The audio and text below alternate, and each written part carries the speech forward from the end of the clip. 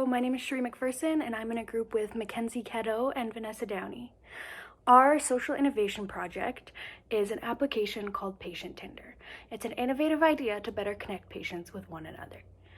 As you all probably know, Tinder is a common dating app that lets you create a profile and then matches you up with people who the software thinks you might be interested in. So the premise is pretty much the same for Patient Tinder, although it is not about dating. It's about either, depending on what the agency wants to use it for, it can be used to match up roommates who have similar likes and dislikes, similar cognitive abilities, or it can be used in the acute care setting to match up patients just with other patients in the hospital, to reduce that isolation. So the gist of it is that a patient has a survey and they fill it out, and it has personality questions. There's places for them to put their likes and dislikes. It can be customized based on what the agency is looking for, and then the software matches them up with other patients, and they can kind of go through the patients and see which ones they might be interested in having a connection with. Here I have created a mock client survey that we could be using. So, at the top, it is important for agencies to disclose that this information is not going to be shared with the public. It is only going to be shared within the circle of care, and that patients can choose to share or whatever they would like, and that everything in this survey is technically optional. At the top, we have some basic information. Then we go into the personality portion. I have created a simple one, but some agencies may want to implement the Myers-Briggs personality test for a more extensive picture at the person's personality. Then we have, do you have any hobbies? What are some things you enjoy like? What are some things you dislike? Do you have any interesting life experiences you would like to disclose?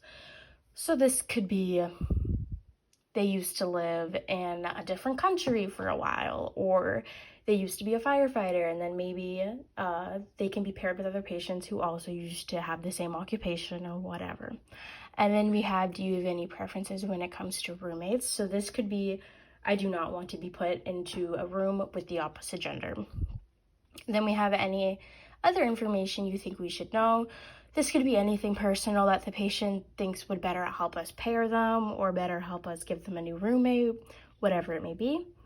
Then at the bottom, I have something about if the patient is non-cognitive or is not mentally capable of filling out the survey, there may need to be additional sections based off of what the family members think should be disclosed about the patient's behaviors. For example, if they have dementia, what triggers certain behaviors, if they think what kind of roommate they think would better help their loved one, in a sense.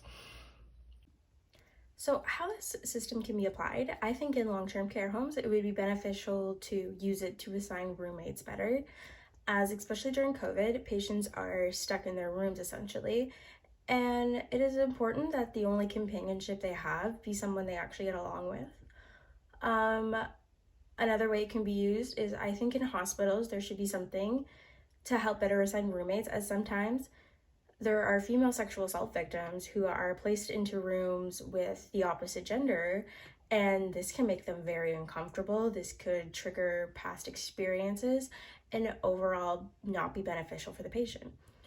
This can also be used to connect patients within hospitals or within long-term care homes, and then patients could be given each other's not information, but names maybe, if both parties have said yes to this. And then they could connect, they could call through the phones that are provided in their room, they could do whatever to have some extra companionship and maybe make some new friends in this new setting.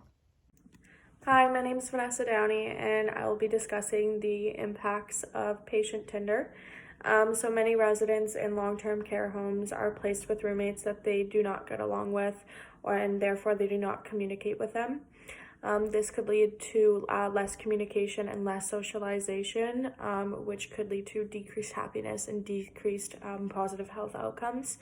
Residents that are placed with people that they dislike are more likely to be more irritable and or unhappy. Patients in hospitals have minimal socialization, as they are usually on bed rest and they are confined to their rooms. We see this with the impact of COVID-19, which has majorly had an impact on patients' mental health by leaving them confined in their rooms with absolutely no visitors, family or friends are allowed, and minimal contact from healthcare workers. The system could allow patients and facilities to call one another and have stimulating conversations. I will also be discussing the RN's role in patient Tinder. So a few points are that the RN may administer the survey. The RN can help to match any of the patients, and the RN can advocate for their facilities to have this program, as it greatly benefits the nurse-client relationship, and it also would truly benefit the patient-to-patient relationship and patient-to-patient communication within long-term care homes and within hospitals as well.